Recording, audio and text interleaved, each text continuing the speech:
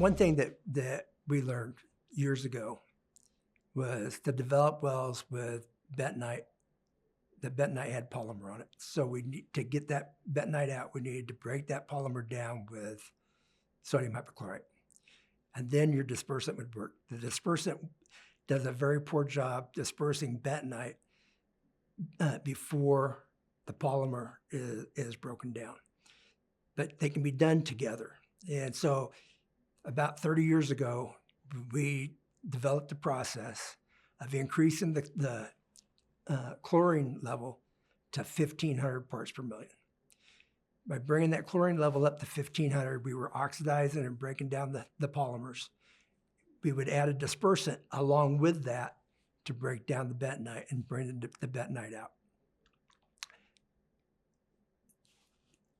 While doing that, we also discovered that if we used calcium hypochlorite to break the polymer down, you had a viscosity hump or increase in viscosity because the calcium reacts with the bentonite at a much lower concentration than sodium.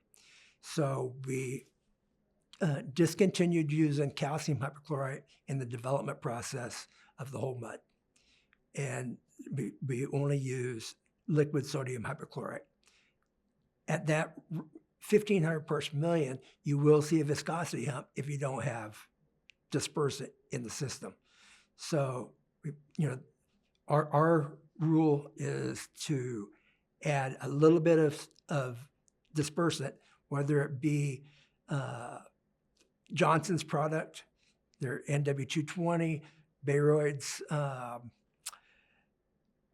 I can't even think what Bayroyd calls theirs right now, but I know it. But there's several dispersants. They're polymetric dispersants on the market, and any of them will work well.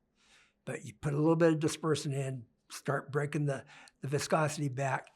But within, almost instantly when you add the dispersant, start your chlorine.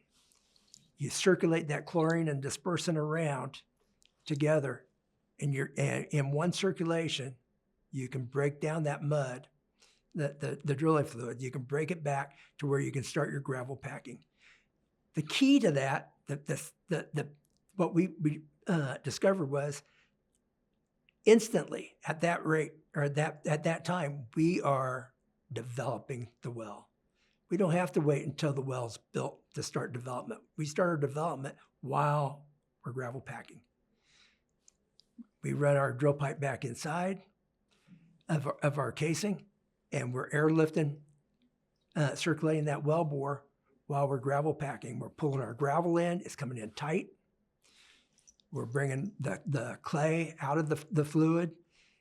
We're breaking that fluid down, and we're also disinfecting the gravel pack at the same time and developing the well. And for many years, I was fought by chemical suppliers saying, oh, if you add the chlorine to the drilling fluid and you have dispersant in there, you're breaking the dispersant down and it won't be as effective.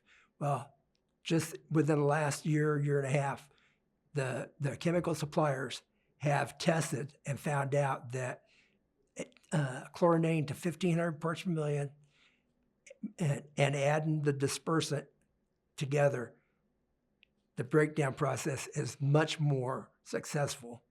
And we're not, it's stronger.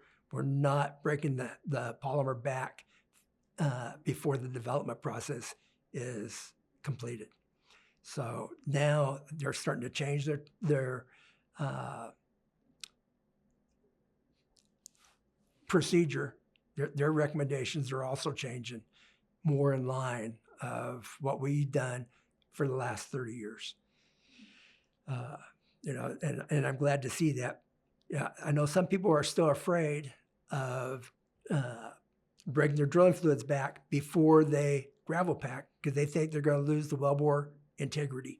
It doesn't happen because your fluid loss still stays low. You're reducing your bentonite, you're reducing your polymer, but you still have some fluid loss control, and we have never lost a well by doing it this method. And now, if we're in an area where there is no matrix to the formation, it's a lot of loose gravels, yeah, we're not going to break back before we go ahead and gravel pack, because that's a whole integrity issue that's already there. But we're not going to develop a whole integrity issue by breaking back the bentonite and polymers while we're gravel packing. But we will speed up our development process and make it more efficient.